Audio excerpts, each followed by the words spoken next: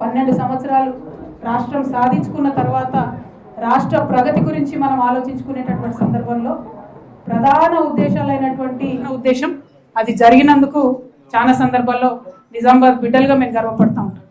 మరి వాళ్ళ తెలంగాణ రాష్ట్రంలో 12 సంవత్సరాలు రాష్ట్రం సాధించుకున్న తర్వాత రాష్ట్ర ప్రగతి గురించి మనం ఆలోచించుకునేటటువంటి సందర్భంలో ప్రధాన ఉద్దేశాలైనటువంటి నీళ్లు, నిధులు, నియామకాలు కూడా మనం ఇప్పటి వరకు సంపూర్ణంగా సాధించుకోలేకపోయినామన్న విషయాన్ని కూడా పదే పదే మనం చెప్పుకోవడం జరిగింది. అది ఒక పక్కన ఉంటే మరి ఇప్పుడు జరుగుతున్నటువంటి పాలన రాష్ట్రంలో పేపర్ తీసి చూస్తే పొద్దున 2 ప్రధాన వార్తలు చూసినాం మనం. ఒకటి, ఇది మంచి లేదానే, వేరే మైక్ వాడాలా? ఇవాళ 2 ప్రధాన వార్తలు చూసినాం పేపర్లో. ఒకటి బస్సు కాలిపోయిన వార్త. నిన్నగాక మొన్ననే చేవెళ్ళ బస్సు కాలిపోయినప్పుడు అందరం మొత్తుకున్నాం, ఈ స్లీపర్ కోచ్ బస్సుల్ని మీరు రద్దు చేయండి దయచేసి అని కోరుకున్నాం. కానీ ప్రభుత్వానికి ఏమాత్రం పట్టలేదు. మళ్ళీ ఒక బస్సు కాలిపోయింది. ఇప్పుడు 14 మంది ఇవాళ చనిపోయినటువంటి పరిస్థితి. అదేవిధంగా ఓకేనా, దూరం ఉంటే మంచిగా వస్తుంది అదే ఓకేనా. అట్లనే ఇంకొక వార్త చూసిన, మీరు అందరు కూడా చూసింటారు, ప్రధాన పత్రికలో ఇంకొక వార్త చూసిన నేను. భువనగిరిలో ఒక చిన్న పిల్లగాని కనుగుడ్లు ఒక కుక్క తీసేసుకపోయింది. కుక్క చిన్న పిల్లగాని కనుగుడ్లు వీక్కపోయింది.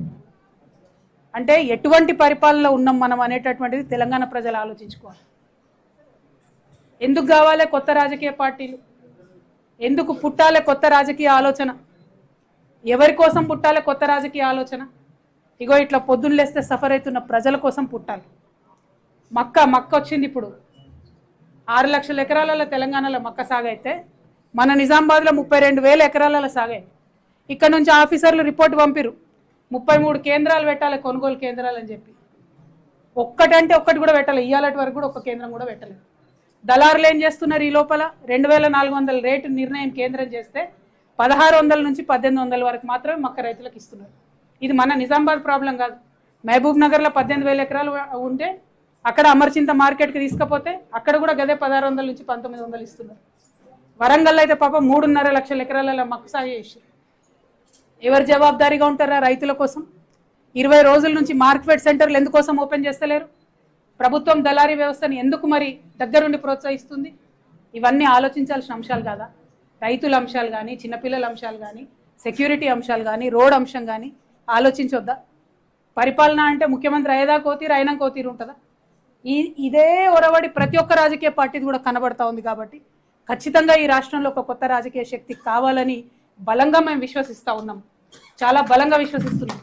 అయితే వచ్చేటటువంటి కొత్త రాజకీయ పార్టీ ఆ భగవంతుడు శ్రీరామచంద్రుడి యొక్క దయతోని పేద, బీద, బిక్కి, ఈ కులం ఆ కులం అని తేడా లేకుండా అందరినీ కలుపుకొని అందరి కోసం పనిచేసే పార్టీ అయి ఉండాలి. నేను మొన్న ఉగాది నాడు కూడా చెప్పిన, సర్వోదయం జరగాలి తెలంగాణలో, సర్వులకు ఉదయం రావాలి, అందరి జీవితాల్లో వెలుగులు నింపాలి, సర్వోదయ తెలంగాణ రావాలి, దానికోసమే కొత్త పార్టీ రావాలని చెప్పి మేము బలంగా నమ్మినాం. నేను తెలంగాణ బిడ్డగా తెలంగాణ జాగృతి అనేటటువంటి స్వచ్ఛంద సంస్థ ద్వారా తెలంగాణ ఉద్యమంలో గత 20 సంవత్సరాలలో మీ కండ్ల ముందే నేను పనిచేశాను. అనేక అంశాల మీద కొట్లాడినాం. రాష్ట్రం రాకముందు కొట్లాడినాం, రాష్ట్రం వచ్చినాక కొట్లాడినాం. ఈ అంశాలన్నీ కూడా మీకు తెలుసు, మీ కళ్ళ ముంగటనే ఉంది. తెలంగాణ రాష్ట్రం వచ్చిన తర్వాత తెలంగాణ జాగృతి సంస్థ ఒక ఎన్జిఓగా అప్పుడున్నటువంటి బీఆర్ఎస్ ప్రభుత్వం ఒక నిర్ణయం తీసుకున్నారు. ఏంటిది? అది ఆత్మహత్య చేసుకున్న రైతులకు, ఏది ఆంధ్రప్రదేశ్లో ఆత్మహత్య చేసుకున్న రైతులకు కాంపన్సేషన్ ఇస్తామని నిర్ణయం తీసుకున్నారు. అయితే ఆ లిస్టులో ఒక 300 మంది రైతులు మిస్ అయితే తెలంగాణ జాగృతి ఆ బాధ్యతను తను తీసుకొని ప్రతి జిల్లాలో ఉండేటటువంటి ఆ 300 మంది రైతులకు 4 సంవత్సరాల పాటు 2,500 రూపాయల పెన్షన్ ఇచ్చినాం. మీకు ఆ రైతుల పేర్లు, జాబితాలు, వివరాలు ఇవ్వమంటే కూడా మా వాళ్ళు ఇస్తారు. అంటే ఉట్టుటి గీయలే నేను. మా కార్యకర్తలు వాళ్ళ ఇంటికి పోవాలి, మాట్లాడాలి, వాళ్ళ పరిస్థితి ఎట్లుందో తెలుసుకోవాలి. అప్పుడే 2,500 పెన్షన్ ఇవ్వాలి. ఇది తెలంగాణ రాష్ట్రం వచ్చినాక 2014 to 18 మేము చేసిన పని గురించి నేను చెప్తున్నా, ఉట్టి పనులు చెప్పట్లేదు నేను.